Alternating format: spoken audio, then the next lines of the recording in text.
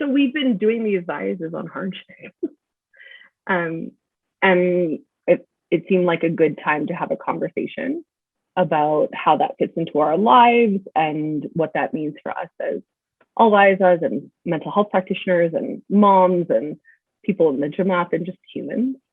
So I just kind of wanted to touch base and see how things are going and how things are feeling for you and how all these pieces fit together, I think, which is a question a lot of us have been asking. So how you doing? How are things fitting? Yeah, thanks for the question, Alwaeza, Salima. I think it's been hard. And sometimes I find myself comparing my hardship to other people's hardship and saying, I haven't lost anyone close to me. I haven't lost my job. So things are okay or things are good. And so I'm not allowed to feel bad. I'm not allowed to feel grief because I have nothing legitimate to grieve. And yet I know that that's wrong, right? Even if I can't pinpoint specific people or things that have been lost, the past, year and a half to 2 years has been hard. Plans have been lost, opportunities have been lost. And, as a new mom, I had some ideas of how this time would go. But throughout pretty much the entirety of my pregnancy and now my son's life, we haven't met much family. My family haven't held my son. And I get to go to fun, like, I don't know, pregnancy classes or anything like that. And so even these small plans that I had of how this would all happen, they didn't happen. And I am allowed to grieve because these are things that have been lost. And when we compare our losses or our griefs or our hardships, what we're really doing is just invalidating the very human experience of grief. And there's no need for it. And I think sometimes we do that also because we're trying to have someone hear and acknowledge that we are struggling. And so it's okay for me to say, hey, I'm struggling right now, and here's what I need from you. And so, Alwaeza, Salima, I need to tell me that you hear my hardship, you hear my struggle, and that you care about me. Can you do that? Yeah. And I mean, that ultimately, that's what it comes down to, right? Is like hearing and seeing one another. So being able to say things like, I hear how difficult the last few years have been, or, I can hear just the amount of pain that you carry from all of these little things that have been lost along the way. And like some of them that we can't even really name, right? That just kind of sit with us and make us feel more like our emotional cup is very full, right? Like that we're always kind of just on the verge of tears or on the verge of, getting a little angrier. And I think that's been one of those things that's been common across the board for a lot of us. And yeah, the last couple of years have really prompted a lot of conversations around grief, and particularly around disenfranchised grief, right? Like the kind of grief that is, not well recognized in the world that we live in. Like, how do you talk about what it means to lose, the parental connections that you might have had with other families in those early years of your child's life? Or like for me, one of the big ones was, strangely enough, like going back to school shopping for the first time with my kiddo, right? So he started kindergarten and he went online. And so he like didn't need the same kinds of school supplies and everything was shut down. And like, I am a big school nerd. Like I've been in school for like 35 years. And so school supplies are a big thing. And there was like just a lot of sadness around what seems really kind of frivolous, I think, in some ways. And yet it's also true that it represented all of these other things for me, right? And that the pain of that moment is not lessened by the fact that, yes, of course, I have largely been quite privileged during the last couple of years, right? Like I did have the luxury to work from home and to have my kiddo at home doing school and to have my other little one at home and, not have to worry that he was going to lose out, right? And that's a very different circumstance. And yet it comes with its own challenges, right? And one of the things that I think you said really beautifully as you were working on the outline for that bias was that analogy of the storm, right? That we've all been using, and how we're all in the same storm, but it's different ships that we're in. And that continues to be true, right? For all of us. How have you seen that show up, like in the Jamat or in your practice? Like what have you seen in terms of what people have said? Yeah, I think people have been having a hard time. And I think part of this is also not knowing when it's going to be done. And so that uncertainty of, when do we get to go back to normal? When do I get to return to work? When do I get to, go visit my family overseas? And just so many questions and anticipation without being able to plan or properly formulate and then enact the plan. And that is so challenging. And so I think that's one thing that I've definitely been seeing in my practice, and then in my practice with the Jamat. And then the other thing is the isolation. And I think that has been so prominent for so many people, is that this time has been isolating. And not only just because of COVID, but let's remember that so many other traumas and tragic events have happened over the past couple of years. And so, it's now that we are grieving the consequences of COVID, and then we're also grieving these other things that, have happened from the beginning of time, right? There have been injustices, there has been racial injustice, there has been Islamophobia, and it hurts. And yet, in the time of COVID, it also means that we have been a little bit more connected to social media. We've been a little bit more attuned to the news, and we've been a little bit more disconnected from the ways we would usually cope and the people with whom we would usually cope. And so all of that together, on top of the anxiety of the uncertainty, has really been almost like a boiling pot of feelings.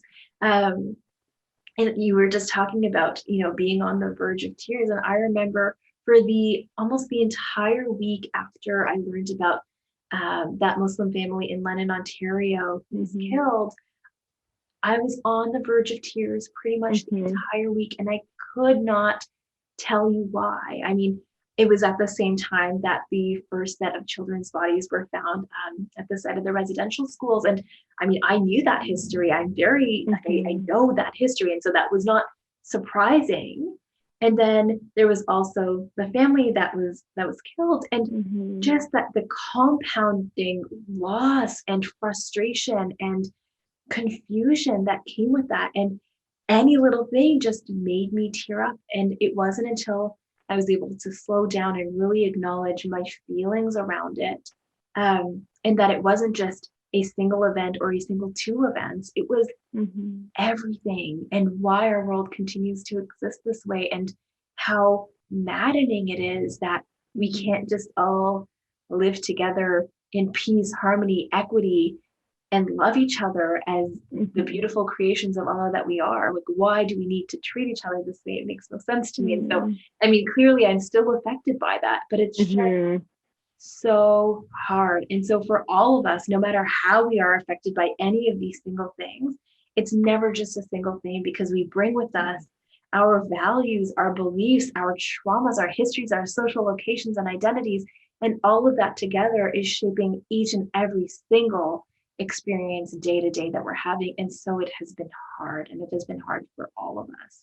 Yeah, I mean, it really brings to mind one of the things that I think I've been saying to clients a lot, and seeing in my clients a lot lately, which is just that, like, the pandemic didn't stop the day-to-day, right? It just amplified it, which I think is, essentially what you're saying, right? Is that, like, all of these daily griefs, all of the sort of routine injustices that we've learned to expect in our world just feel amplified. And in some ways they actually are, right? So that same week the London attack happened, and we sort of did that first round of finding bodies at residential schools in BC, and the compounding effect of all of these injustices that certainly, like, being in our field and doing what we do, that we're really well aware of, and yet is still shocking and horrifying, I think, in many ways, because of just the amount of pain that it involves. And then at the same time, here in Edmonton, we had like a whole string of Islamophobic attacks. And there was an article that just came out today that talked about like how complicated that is, because in many cases, the people that were doing the attacking were experiencing houselessness, were experiencing addictions. And so like just these layers upon layers upon layers. And then there's also just daily grief, right? People being born, people dying, people getting sick, people just living their lives, right? And so with clients, it was a lot of that, right? Where like things that maybe would have felt manageable under other circumstances were much more difficult to deal with. So like, oh, I have to move, or my child needs a different daycare, or like little things, like they were out of the kind of milk that my kid will drink, like little things that normally maybe we'd be able to kind of just manage. And we can't in the same ways, because our emotional cups are so full, right? And there's just not enough room, right? Our distress tolerance is much lower right now. And part of that is that uncertainty, as you said, right? Like humans are not equipped in terms of our brain chemistry, our bodies, how we just are as humans, to deal with uncertainty for this long at this level. And it makes it really difficult to think about the future. It makes it really difficult to make plans. And it does make it really difficult to be hopeful, right? And I think that that's the other big hit I've seen amongst everybody, Jamat or otherwise, is not that hopelessness has set in, but it feels closer than maybe it would have otherwise. And so I guess that then turns us to this conversation around faith, right? And what role does faith play in all this? So what are your thoughts? Yeah, I am a strong believer that everything happens for a reason, that there is always a plan. And I might not like that plan. Often I don't like that plan, actually. But it doesn't matter, because it is the right plan. And, you know, when I think about why injustices are happening, it's hard for me to just be okay with it, or to say that this is part of a bigger plan, because no one should be suffering. And so it's sometimes hard for me to reconcile those things, but I do honestly believe that whatever is happening in this world, it is for the better. And that my way of coping with that is then to be at peace with it. And that doesn't mean to be okay with it, or to be complicit, or to sit back and let it happen, because each thing is an opportunity for growth and for learning. And so I need to ask myself, what is Hazri Mom trying to teach me right now? What is he trying to teach all of us right now? And so what am I going to do about it? And it is hard. And so I talk about it like this is something that I can just think about, and all of a sudden I know my plan. But that's never the case, right? And even if we think about it outside of the context of COVID, I can think about so many times in which things have happened in my life that were hard, really hard. And I automatically, once I kind of catch my breath and my steps a little bit, I know that my instinct is to ask myself, okay, how's your mom? Like, what are you trying to get me to learn right now? Because I just want to learn it so that this suffering will stop and I can get on with it. But sometimes it's to be okay in the suffering, and to be okay in the sadness. And sometimes it is to take action. But for me, the comfort comes in knowing that he loves me and he is with me all of the time, even when I don't feel him, even when I don't see him, even when I don't know what he wants or where he's taking me, that he is there.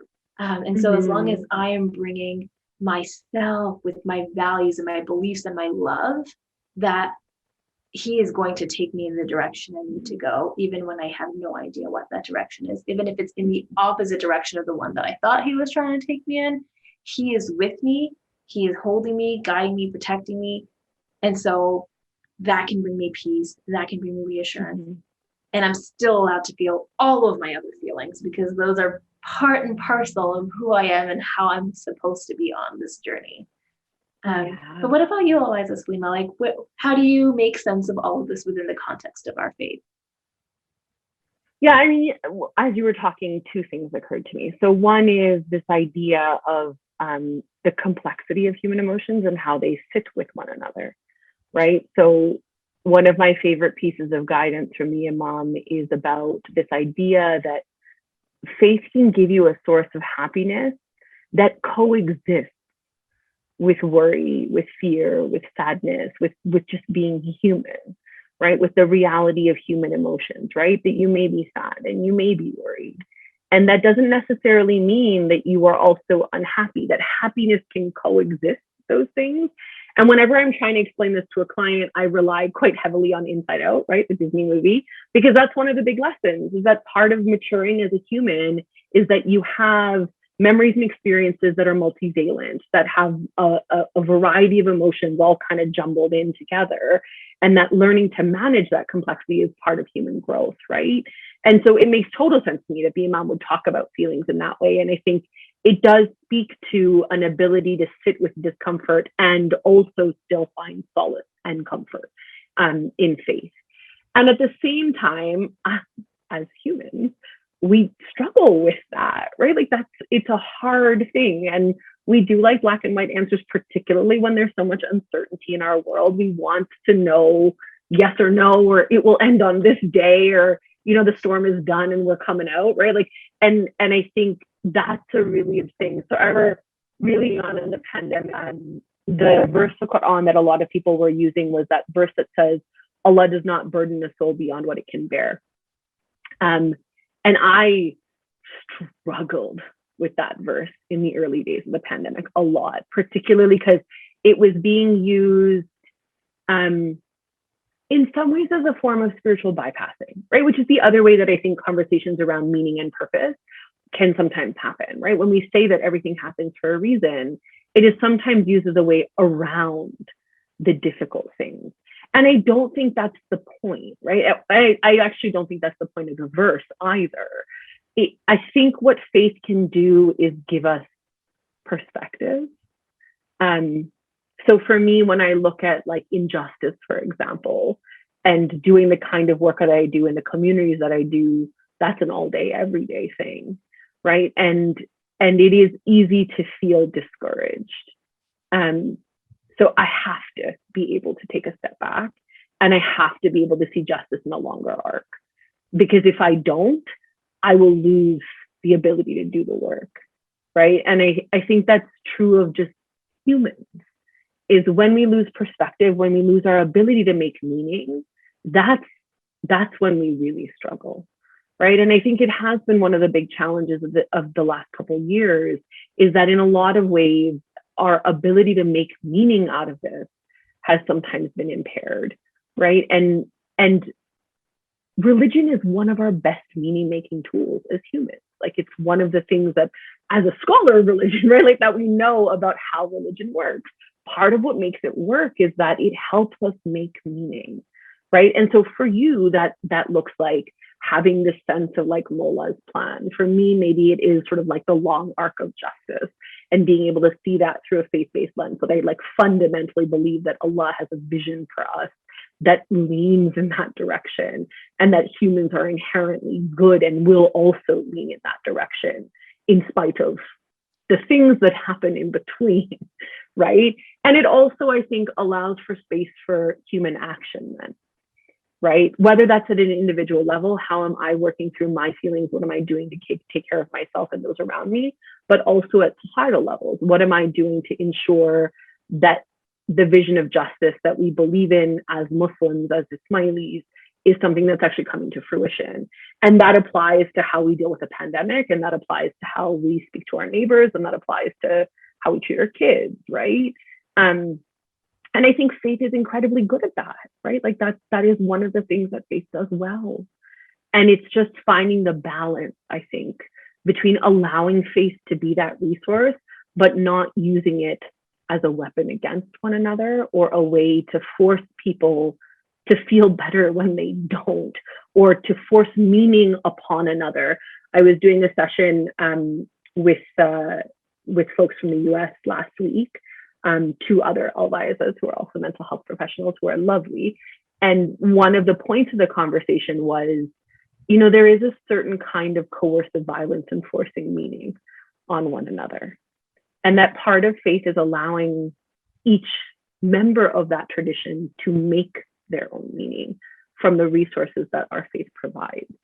And that will look different for each of us, right? Like how I make meaning out of the last 2 years is going to be different than how you do. And it's going to be different than how our partners and our kids and our families do. And that's not just okay, that's good, right? Like that's one of the blessings of faith, that it is individualist ways and it can be leveraged in whatever way makes sense for the individual in that moment.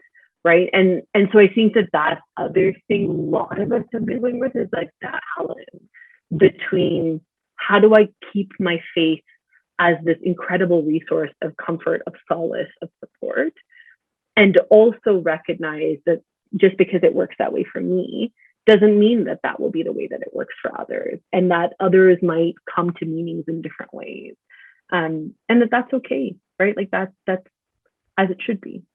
Yeah, and I think that's it. I think that's exactly how it's meant to be. Because if we were all supposed to learn the same lesson in the same way, we'd kind of all be like robots, right? I think we are in the places we are to learn the lessons we need to learn, and we know that we were all created differently so that we can come know one another, and that's not just one another as people. At least not how I understand it. It's about learning and understanding Allah's creation. And so that diversity and difference in perspective and values and beliefs and histories, all of that helps us understand why we're here, what we're meant to be doing, how we're supposed to make this world a better place. It all helps us understand Allah, but that requires understanding and empathy and patience and a recognition that even if our perspectives and values are different, there's no right or wrong here. There is just opportunity to learn and understand. Yeah. And that applies even to the hard stuff, right? Like one of the other things that we've been talking about in these conversations that we've been having in the Jamat is the idea that like every emotion is an ayat, right? Every emotion is a sign from Allah. And the Quran talks about how Allah gives us signs in the horizons and within ourselves, right? That are pathways. Those are pathways for us to understand Allah, to understand the nature of creation, to understand ourselves.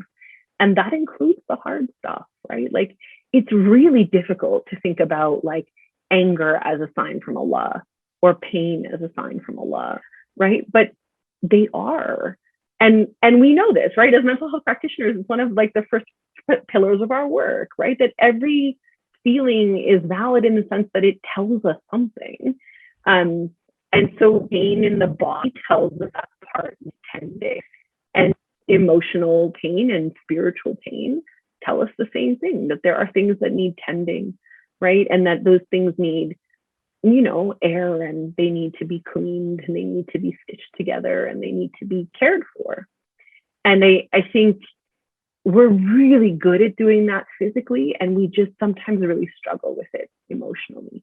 Where we just really struggle to make space for the hard stuff, I think sometimes, and we really do want to get out of it. So like my kiddo came home from school the other day and he'd had like a rough day, and I was like, okay, like, and we talked through it, and then like we watched one of the shows that like helps him deal with feelings. And so I sat him down and he was watching, and he came back when the episode was done. He's like, okay, I'm done feeling now. And I was like, maybe that's not feelings, right? For 5 years, like I'm done. The discomfort's gone, right? And even as adults, that's what we want. We want to be like, okay, I'm finished. Like I've done the hard thing, and like, but that's not how we're built, right? And just like physical discomfort is not going to go away if we just like take a couple pain meds and ignore it. That like, if you have a broken bone, that's not going to do it for you. That you sometimes need to reset a bone, sometimes you need to be in a cast, or like whatever it is. That is equally true of emotional pain, and that our faith gives us resources to see it in that way, I think is incredibly powerful. And And really, as a practitioner who works in sort of that intersection of like Islam and mental health, I use it all the time, right? Because it is a helpful way to think about like, but why do I need to be in pain? Well, that pain is telling us something. And so what is it telling us, right? And I think that's one of the big questions of the last couple of years is all of these feelings that we're all carrying, what do they tell us? I really like using mindfulness as a way of encouraging people to be fully aware of their emotional experiences while easing the suffering of that. And I think that's what mindfulness is, right? It's about being at peace with things just as they are, not about erasing the anger, being at peace with the anger. And when we can recognize that our anger is a blessing, it is part of our being, it is telling us something, then we can be at peace with it. We can let go of the suffering, and we can really just experience it, even when it's uncomfortable, because we're allowed to be uncomfortable, even though most of us don't want to be, right? But it's the surrender, right? And that's what it is, right? When we surrender to the will of Allah, it doesn't mean everything is just, flowers and rainbows and sunshine. It means that we don't feel powerless anymore. We don't feel stuck. We don't suffer. We just experience and we trust.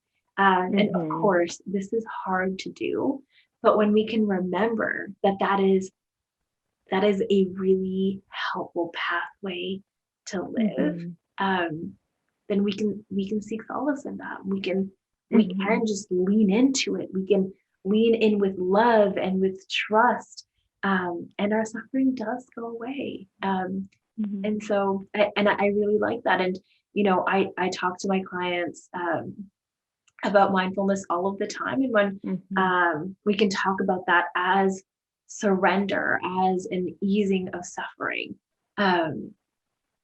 it means so much more. And within our faith, we know that this is what we're taught to do. We just might not think about it in that way, but so it is about surrendering. It's about submitting, and that doesn't mean giving up. It doesn't mean we are weak. It just means acknowledging that there is a higher power, and that higher power is working for us, with us, and we can trust in that higher power. Yeah. I mean, the idea of surrender is so challenging, right? Like it is, as much as it's the heart of the tradition, right? Islam is literally submission to Allah. But it doesn't come naturally, right? Like it is a struggle for us as humans to think about surrender. And it is, again, one of those tools I also often use, right? So in addition to mindfulness, one of the things that I talk about a lot is the idea of an Allah box. Way back at the beginning of the pandemic, I was on one of these panels, and one of the other panelists had said, like, I have a worry box for my kids of the things that they can't control. And it's like basically an Allah box, right? Like, these are the things that Allah deals with. I use that constantly with clients, right? Where I'm like, like there are things that we control, but there is a lot that we don't. And so mindfulness builds that practice, absolutely, of being able to distinguish between those things. But it's also that, like, part of surrender is the ability to trust that someone else is dealing with it, right? So I think the benefit of the Allah box, the Mola box for some of us, is that I am not just letting it go. I am trusting that it is still getting dealt with, right? Like that is what faith gives me. So when I'm doing, work with clients, for example, right? We're like, we've done everything we can. We've given all the resources. We've been attentive. We've been present. We've done everything. And then they leave, right? They normally walk out of the office, but whatever, shut off the screen right now, and go on with their lives. One of the things that I have to trust is that there is something dealing with that is not me, right? And so in addition to that, individual doing their own lives, that I'm trusting they've done what I can and that the rest is Allah's responsibility, not mine. right? And so learning to put that in the Allah box was really hard. And I think the pandemic has been challenging that way because so much has had to go into that box, right? So much is felt out of our control. And so the mindfulness thing has been really, really important in just learning to sit with that, right? My favorite mindfulness analogy is like the fish in the river or like the car on the street, right? That you're like on the edge watching your thoughts pass by. And so when I'm explaining it to clients, I'm like, you don't need to get into every car that passes by your street, right? Like you only get in the car that's going to place that you needed to go. And if right now you have nowhere to go, you can just sit and watch those cars, right? Like that's not, you don't need to get into every car. And that's part of what happens to us when we're uncomfortable. We want to just like jump in the first car that comes. Doesn't matter if it's going in the opposite direction. Like I just need to go, right? And so that idea of just sitting and allowing the cars to pass, recognizing that we don't actually need any of those cars right now, that is a skill that is developed over time. And yeah, I think in our tradition, one that a lot of us have been developing since childhood, right? Like it is part of our practice. And so I think that's the other thing that has really resonated with me is just how much of what we do in our work as mental health practitioners just parallels what we do in faith. And I find more of those parallels every day. I don't know about you, but they come up for me a lot. Absolutely. And, I mean, I work with a lot of Muslim clients, but also with a lot of non-Muslim clients. And it's especially interesting when I'm working with my non-Muslim clients for me to actually check in and say, am I doing faith stuff right now? Or am I doing therapy right now? And for me to then, after that quick check-in, to realize that for me, they are one and the same. And that doesn't mean I'm preaching to my clients, but that for me, these things come so closely tied together because I live and breathe my faith, or at least I try to most of the time. But I live and breathe it. And so when I'm practicing as a professional, I'm just using my values, and my values are my faith. And so there's no separating. I don't put a mental health hat on and then put an Alwaeza hat on and then put a mom hat on. It's always the same hat. You always get the same Taslim, and that Taslim, she has her faith with her all of the time. Yeah.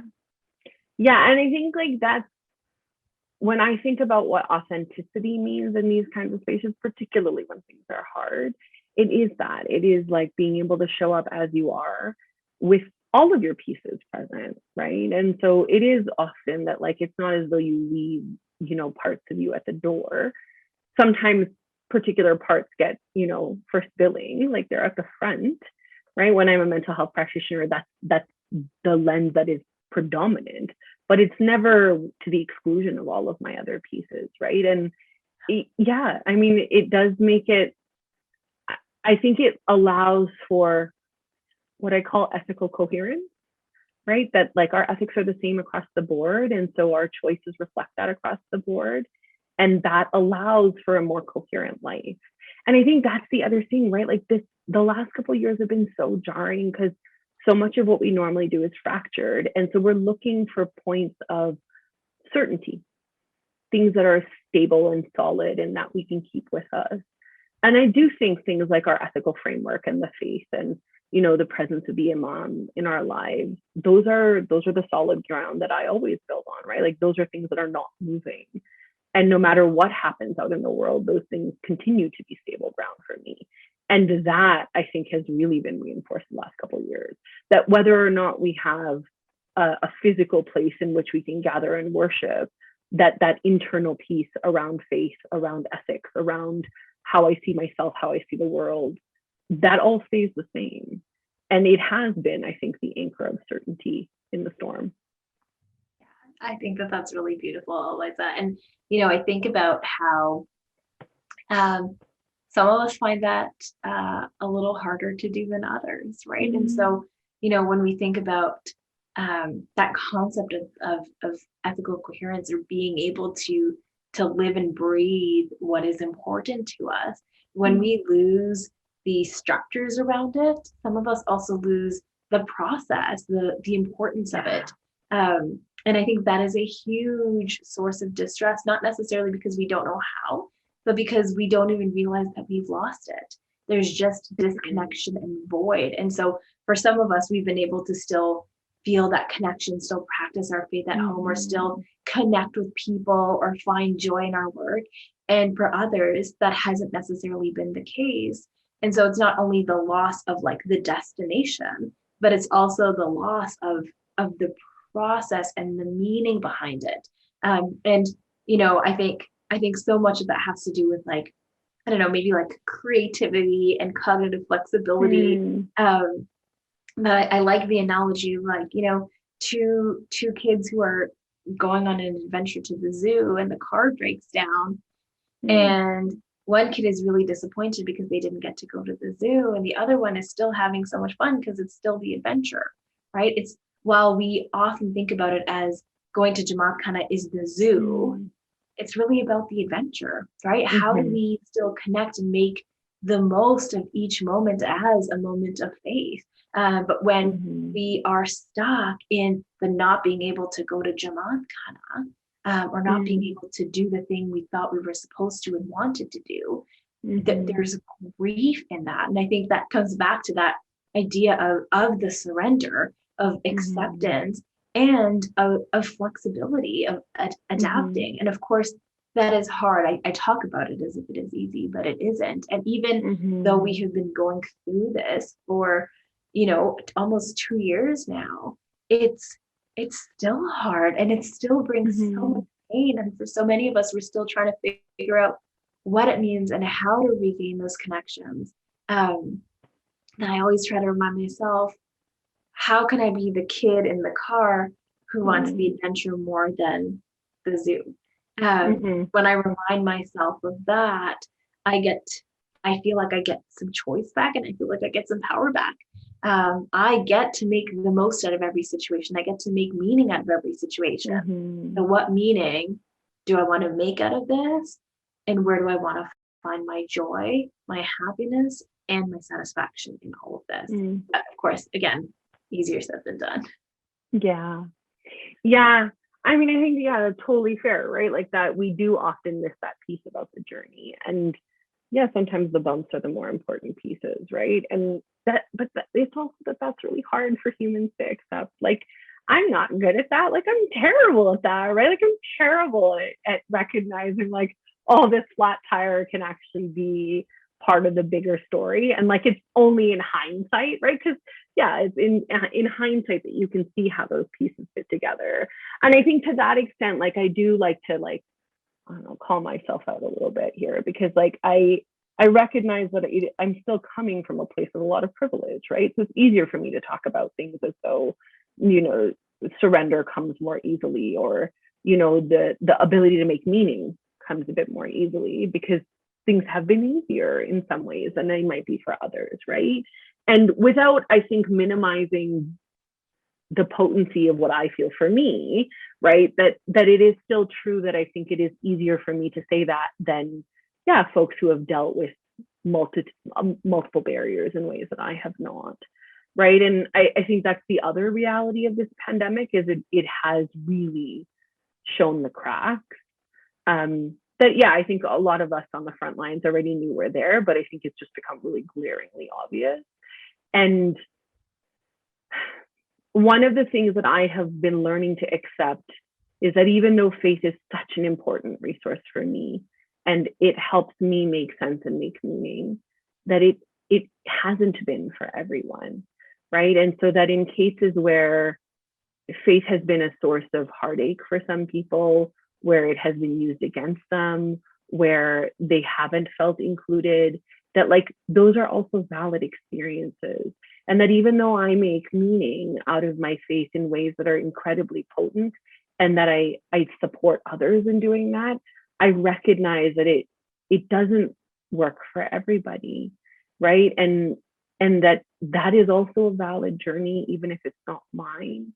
And that's hard. It's hard for me to accept that one. It is, because I feel strongly about the value of this. Otherwise, I wouldn't do this work. And it's also true that it comes easier to me because my life has allowed it to be that way. And part of that is privilege. A big part of that is privilege, right? It is easy for me to say that when I have a roof over my head and food on my table. It is much easier to make meaning out of the bumps when day-to-day needs are cared for, right? And so I think maybe that's the other thing, is how do we make space for the fact that like not everyone can make meaning in this way, and not everyone does see faith in the same ways that we do. And so how do you make space for clients who don't? Yeah, I mean, like you said, Alwaeza Salima, I think this is it's hard for me. Not impossible, but I really have to check in with myself around it, because it is such a big part of my own life. But I think being able to sit in the suffering with my clients, right? I don't bring a magic wand to therapy.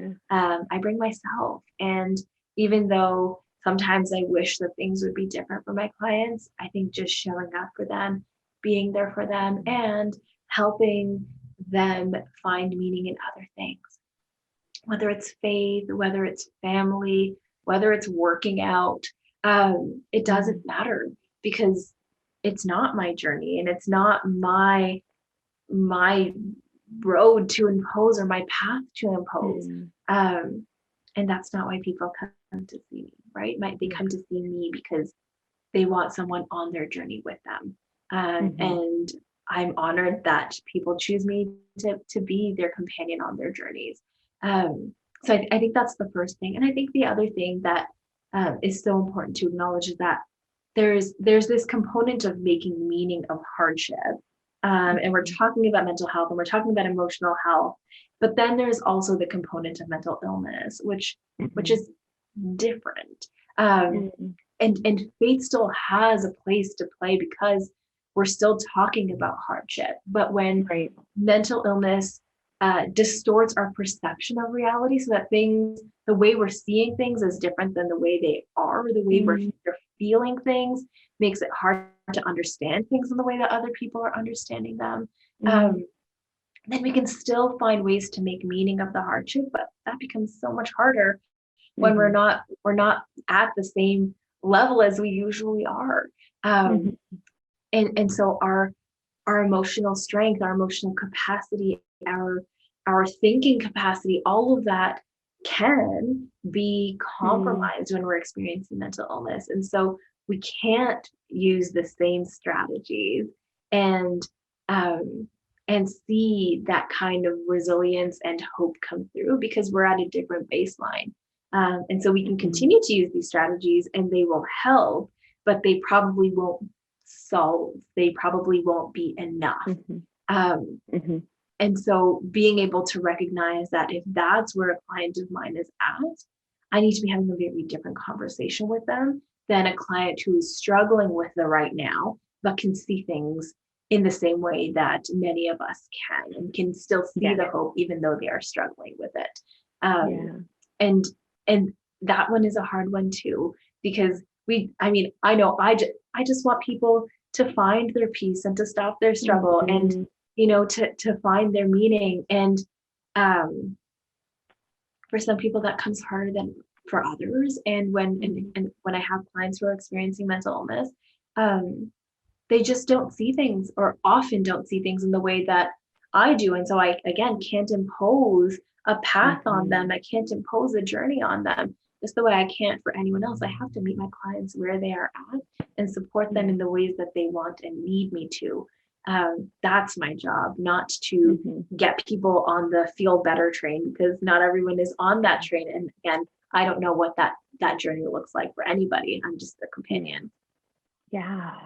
Yeah, that idea of like not trying to force people off their path and pull them, like drag them kicking and screaming down ours, is such an important principle in the way that we work, right? Like this idea that like, not everybody is going to make meaning in the ways that we do, and not everybody experiences life in the same ways. And then, like things like mental illness will get in the way. And also, I think for me, the thing I think about a lot is the way in which systems impact mental health and mental illness, right? And so that's the other big piece of my work when I'm doing my own meaning making, right? Is the problem of human suffering has come up a lot in the last couple of years, because it's just been so in our faces constantly. And I've had a lot of folks come in and be like, what does faith mean in the face of so much suffering, right? And like, what kind of a God allows for that, right? Like those basic problems of good and evil and what is the nature of the divine have come up a lot in the practice, and even within Jamat and in the family, and just a lot generally. I think people have really been struggling with that. And so, I mean, as much as I think, mental illness does change the way we see the world, and sometimes it makes it harder to access certain points of connection or meaning making, it is also true that sometimes the things that are blocking us from that are systemic, right? And so how do we make sense of that? And for me, that has always been about making a distinction between, what's Allah's thing and what's mine, right? Like what goes in the Allah box and what doesn't. Because sometimes we want to put things in the Allah box that actually really don't belong there, right? So I talk a lot about, the problem of suffering in the world right now. A lot of that comes down to human choices. And it is hard for us to think about things that way sometimes because it requires such a high degree of accountability of ourselves and one another. And I think it is more unwieldy, right? Like billions of people is harder to imagine than just the one Allah. And so sometimes we lay things with Allah that are actually human problems. So yes, this pandemic has been incredibly challenging, but did it need to be as hard as it was? I would say no. Like, if we had better systems, if we had, universal basic income, or like, healthcare that covered mental health, right? I know for both of us, that's a big thing. Or, for me right now, one of the big battles is, accessible and affordable childcare, right? Like policies matter. Or, how we think about poverty, how we think about houselessness, how we think about substance use. Those are systemic factors that have compounded a lot of what we've seen. And those are not Allah issues. Those are human issues, right? And so that's the other way that I've been coping, is to be really, really clear about the reality that a lot of the suffering that we see is a result of human choice. And so then that means it's humans that can fix it, which means it's my job to fix it. Right? That's the therefore for me. And so in tandem with faith and mental health and day-to-day practice, there is also for me a really strong drive to think about what are the ways that we can change these systems. And my model for that is always, right? Like that's the Imam's work in the world. When we look at the AKDN, when we look at the way in which the Imam himself has responded even to the pandemic, it has been around how do we address issues of equity? How do we address issues where the systems that we live in as humans are failing? And so we are failing one another, right? And I think that probably is the last piece to like make the thing well-rounded for me. When I think about the impact of faith, it is that last piece of my faith forces me to think about the system and not just the individual to the exclusion of what their life looks like. That I have to also look at housing and racism and, gendered violence, and what does childcare look like? And, what are women being paid? And all of these issues that stack on top of one another that are ultimately human issues. But then when they show up in our lives, we can't see all those systems. We only see the impact. And that's hard, right? Because then we assume that like, oh, this is an Allah thing. And I'm like, that's an us thing. That's a me thing, right? The example that I used when I was working through that verse of Allah does not burden the soul beyond what it can bear, and I was working through this issue of suffering, the example that I'd use is, like an earthquake in California that hits like a 7 on the Richter will usually result in like minor damage and like usually injuries, but very rarely in major fatality. Right? Or if it does, the numbers will be very low. That same earthquake, when it hits in Hunza, is a disaster of like epic proportions. And like just the amount of lives that are lost is astronomical. The event is the same. It's the infrastructure and the systems and whose lives we think are worth putting that work into that has changed. And so much of what the Imam does is respond to that, to the inequity, right? To the injustice that's inherent in the system. And that's the other piece I think that has become very clear in the last couple of years for me, is how much work we have to do on that side and how our faith can drive us to really do that work. So I don't know, how does that show up for you in your practice? Yeah, that's a great question, Alwaeza. And I think, when I was younger, I don't know how old, I had heard the statement of the personal is political. And I could never understand that, because I thought, like, politics, I mean, how's my identity have anything to do with politics? But that's not, now I know, that's not what it means, right? It's that every single decision that I make has an impact, and either I can be complicit in systemic oppression, or I can choose to counter it. And every single moment of every single day, I am making these small decisions that have huge impacts on the lives of people. And so, yes, we have a responsibility from a faith-based perspective, and we can't separate the two of them, right? We as individuals are Muslim, right? And we have this responsibility as Muslims to be responsible for one another, for the well-being of our earth.